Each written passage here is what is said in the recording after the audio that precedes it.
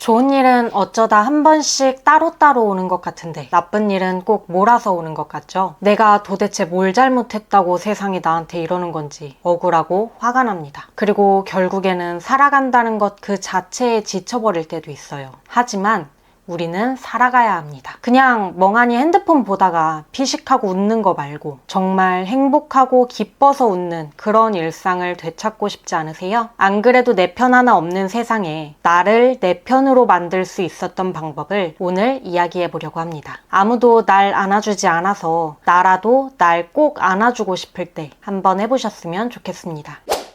제가 너무 힘들고 지쳤을 때 다시 한 걸음씩 나아갈 수 있게 해줬던 방법은 바로 죽기 전날에 일기 써보기입니다. 내일 당장 죽는다고 생각하면서 실제로 지나온 날들을 회고해봐도 좋고요. 몇십 년이 지나서 100살이 되었을 때를 생각하며 그동안에 나는 어떤 삶을 살았을지를 상상하며 전기처럼 써봐도 좋습니다. 저는 이 가상의 일기를 쓸 때 꼭 생각해보는 것이 4가지 있어요. 첫 번째, 내 인생에 없었다면 큰일 났을 무언가. 두 번째, 하지 않아서 후회하는 무언가. 세 번째, 살면서 이거 하나는 정말 잘했다 하는 무언가. 네 번째, 안 해서 혹은 그만둬서 다행이었던 무언가. 저는 100살이 돼서 내 삶을 되돌아본다면 어떤 것 덕분에 내가 그 오랜 시간을 기쁘게 살 수 있었을지, 또 어떤 것 덕분에 지금처럼 힘든 시간들을 이겨내고 살아올 수 있었을지, 또 어떤 것에 미련이 남아서 마지막까지 한숨을 쉴지를 생각하며 제 삶의 의미를 찾아볼 수 있었습니다. 내가 무엇을 위해 어떤 삶을 살고 싶은지, 즉 삶의 의미를 떠올려 보는 것만으로도 힘든 시간을 조금은 덜 힘들게, 더 빠르게 보낼 수 있었어요. 내가 가고 싶은 길이 저기 있는데 넘어진 나를 일으켜줄 게 나밖에 없다면 내가 얼른 털고 일어나서 나에게 손을 내밀어야 하니까요. 이 가상일기와 삶의 의미를 찾기 위한 항목은 빅터 프랭클의 죽음의 수용소에서를 읽고 생각하게 됐어요. 빅터 프랭클은 오스트리아의 정신과 의사였습니다. 활발히 활동하던 중 제2차 세계대전 당시 나치에 의해 아우슈비츠 수용소에 끌려가게 되죠. 프랭클은 수용소에서의 생활을 아주 생생하지만 담담하게 표현했습니다. 그리고 비참하고 끔찍한 환경에서 인간의 본성이 어떤 모습을 지니고 있는지, 또 어떻게 드러나는지를 회상합니다. 하지만 프랭클은 그 절망 속에서도 모든 걸 이겨내고 삶의 희망을 찾을 수 있는 방법을 발견하게 됩니다. 그리고 전쟁 후에 그 방법을 로고테라피라는 심리치료의 한 학파로 일구어내죠. 로고테라피의 근간이 되는 철학은 한마디로 말할 수 있을 것 같아요. 니체의 철학을 종합한 내용인데요. 왜 살아야 하는지 아는 사람은 그 어떤 환경도 견뎌낼 수 있다. 즉 환경은 인간을 어떤 특정한 방향으로 유도할 수는 있지만 그 환경과 삶에 대한 태도, 삶의 이유는 개인의 자유로 선택할 수 있다는 것입니다. 수용소라는 인간 이하의 환경은 돌이킬 수 없는 선택을 하게 만들기도 합니다. 혹은 같은 수감자에게도 폭력을 휘두르며 조금이나마 더 편안한 생활을 하려고 하기도 해요. 하지만 같은 수용소에서도 동료 수감자들과 시를 쓰고 음악을 연주하며 지금의 상황을 이겨내려는 사람들도 있습니다. 아들이 단 하나뿐인 아빠를 잃지 않게 하려고 생의 의지를 다잡는 사람들도 있고요.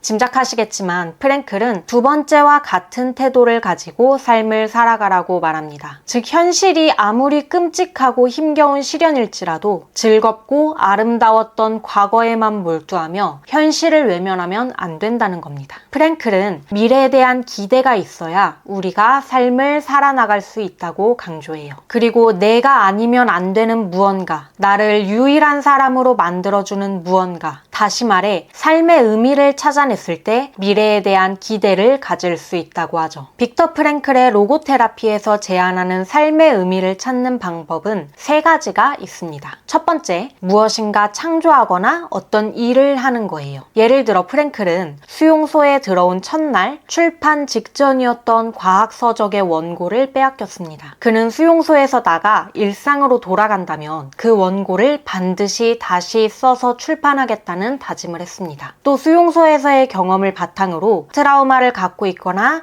삶의 의미를 찾지 못해 절망한 사람들을 돕겠다고 생각했죠. 그는 이런 기대를 안고 차가운 수용소에서 수백 번의 밤을 보낼 수 있었습니다. 두 번째, 어떤 일을 경험하거나 어떤 사람을 만남으로써, 즉 사랑을 함으로써 삶의 의미를 찾을 수 있습니다. 프랭클은 함께 수용소에 끌려온 아내가 죽었는지 살았는지조차 알 수 없는 상황이었어요. 하지만 그렇게 소중한 사람을 만나 사랑할 수 있었다는 사실, 그리고 아내와 함께한 시간이 그에게는 삶의 의미가 되었습니다. 세 번째, 피할 수 없는 시련에 대해 어떤 태도를 취하기로 결정했을 때 삶의 의미를 찾을 수 있습니다. 프랭클은 시련이라는 게 인생에 반드시 필요한 것은 아니지만 삶의 의미를 찾는 데 있어 가장 명확한 방법이라고 말합니다. 내 삶에 숨어있는 잠재력을 이끌어내고 그 힘을 통해 의미와 가치를 찾으며 내 삶에 책임감을 가질 수 있는 방법이라는 거죠. 프랭클에 따르면 지금 여러분이 겪고 있는 그 절망과 시련의 시간에 순응해서 의미 없이 살아가거나 무너질 것인지, 그 시간을 가치 있는 것으로 만들어 내 삶의 의미를 향해 굳건히 나아갈 것인지는 바로 여러분의 선택입니다.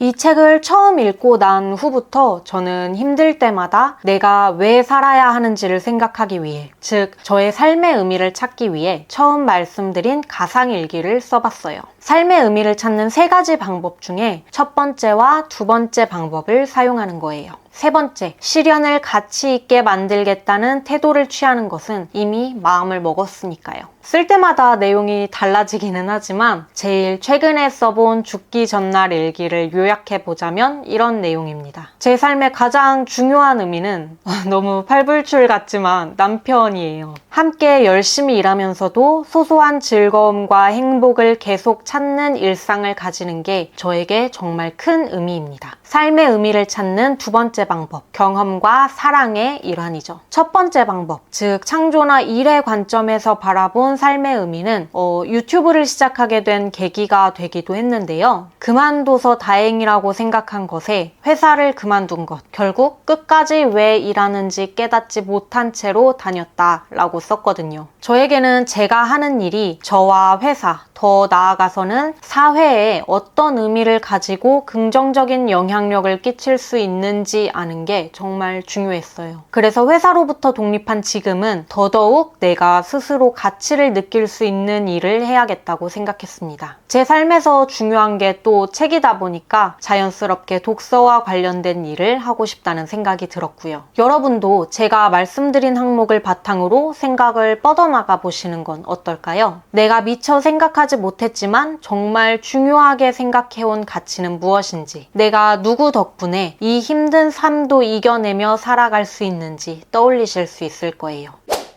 하지만 뭔가 생각해본다는 것 자체가 너무 힘들 때도 있습니다. 저는 아무도 몰라주는 내 맘을 다독여주고 힘든 내 상황에 공감해주고 또 생각해보지 못했던 새로운 시각을 갖게 해주는 데에는 책만한 게 없다고 생각해요. 나 스스로 내 삶의 의미를 찾아내기 어렵고 그런 걸 생각해보다가 자꾸 내 안에 부정적인 감정에 빠지게 된다면 책을 읽으면서 내가 집중하고 있는 대상을 감정에서 다른 곳으로 옮겨보는 것도 좋은 것 같아요. 이런 마음으로 책을 읽어보시는 거라면 가벼운 힐링 소설들을 읽어보시는 건 어떨까요? 김호연 작가님의 불편한 편의점, 이미애 작가님의 달러구트 꿈백화점, 김지혜 작가님의 책들의 부엌, 이선영 작가님의 하나도 못 맞히는 점집, 이런 따뜻한 이야기들이요. 이런 소설들에서는 되게 어디서나 볼 수 있는 평범한 사람들의 평범한 고민 혹은 삶의 과도기를 접할 수 있습니다. 우리 동네에 살 것 같은 매일 얼굴 표정이 좋지 않은 누군가가 책 한 권을 만나고 멋진 꿈을 한번 꾸고 어딘가 요상한 사람을 한 명 만나면서 자신의 고민에 대한 해결 방법을 찾고 그동안의 생각을 바꾸고 더 힘찬 삶을 살아나가는 이야기들이죠. 사실 개인적으로 힐링 소설을 그렇게 좋아하는 편은 아니에요. 제가 세상에 시니컬해지는 순간에는 현실적인 배경에서 비현실적으로 따뜻하고 이상적으로 변하는 인물들이 어딘가 좀 안 입고 온 것 같기도 하거든요. 하지만 내 마음이 너무 시끄럽고 그저 위안이 필요할 때에는 오히려 그런 비현실적인 따뜻함이 큰 도움이 됐던 것 같아요. 이런 말을 듣고 이렇게 바뀌어서 결국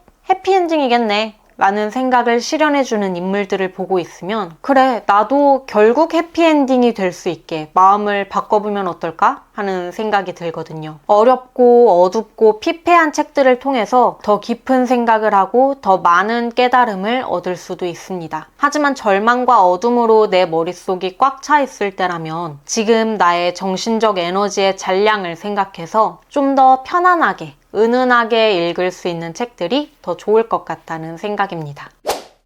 그리고 주제가 주제인 만큼 노파심에 한 말씀만 더 드리고 싶은데요. 지금은 전공에서 좀 멀어지기는 했지만 저는 대학원에서 임상심리를 전공했습니다. 그래서 심리학이나 정신건강 얘기가 나오면 제가 말이 너무 많아지기도 하고 오늘 말씀드릴 주제는 아니라고 생각해서 따로 이렇게 언급하지는 않았어요. 하지만 만약 며칠 정도 잠깐 지나가는 절망감이나 힘겨움이 아니라 몇 달, 몇 년씩 지속되고 있는 우울감이나 무기력증을 경험하고 계시다면 꼭 전문적인 의학적 도움을 받으셨으면 좋겠습니다. 그리고 이런 감정들 때문에 학교에 나가거나 일을 하는 것 같은 일상생활에까지 문제가 생긴다. 잠을 평소보다 너무 많이 자거나 못 잔다. 밥을 평소보다 너무 많이 먹거나 아예 식욕이 없다. 이런 증상도 함께 있다면 더더욱 상담을 받아보셨으면 좋겠어요. 독서가 정신건강에 도움을 준다는 연구 결과도 있긴 합니다. 하지만 책을 읽고 내면의 힘을 강화하는 건 조금 더 안정된 상태에서 천천히 평생 동안 해나가야 하는 거지 이게 단방 처방이 될 수는 없다고 생각해요. 또 스스로 생각을 바꿔서 굳은 마음을 가져보는 것도 좋지만 병원이나 전문 상담센터에서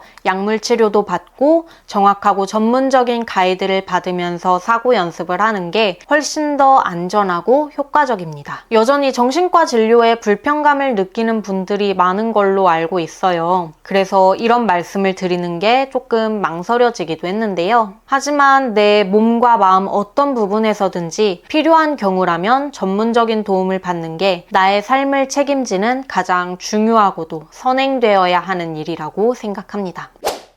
지난 영상을 올리고 갑자기 몸에 문제가 생겨서 너무 한참을 쉬다가 돌아와 버렸습니다. 딸랑 영상 3개 올려놓고 휴가를 다녀온 느낌이라 좀 민망하기도 한데요. 그런데도 그 시간 동안 정말 많은 분들이 영상을 봐주시고 또 응원해 주셨더라고요. 정말 감사합니다. 2주 동안 침대에 누워있으면서 온갖 생각을 다 했어요. 옛날 흑역사도 떠올리고 여전히 회복되지 않는 여러 가지 일들을 생각하면서 갑자기 막 허공에 대고 욕도 하고 그러다가 20대 초중반에는 그렇게 참 다사다난하게 살고 울고불고 난리였는데 몇 년 사이에 나는 어떻게 이렇게 마음이 안정을 찾았을까? 비슷한 상황에서도 예전에 나는 훨씬 더 힘들어했던 것 같은데 이런 생각이 들더라고요. 뭐 나이도 먹고 화내고 난리칠 기력도 부족해져서 그런 것도 있겠지만 몇 년 전부터 종종 써봤던 가상일기가 나한테 정말 도움이 됐구나 싶었습니다. 그런 생각들이 쌓여서 이번 영상을 준비하게 됐어요. 저는 여전히 헷갈리면서 방황할 때가 많고 여기저기에 화내고 짜증낼 때도 많습니다. 하지만 또다시 힘겨운 상황이 오더라도 제가 잘 극복해 나갈 수 있게 지금까지 제 마음을 점점 단단하게 만들어준 독서를 계속하면서 저를 키워나갈 생각입니다. 그 과정에서 함께 이야기 나누고 싶은 부분은 꾸준히 영상을 만들어 올리려고 하는데요. 제가 개똥철학처럼 혼자 한 생각들이 여러분 마음의 나무에도 단 한 방울의 물방울이라도 된다면 참 좋을 것 같습니다. 나무의 뿌리를 좀 더 지탱해주고 위로 좀 더 자라날 수 있게 도움을 드릴 수 있다면 기쁠 것 같아요.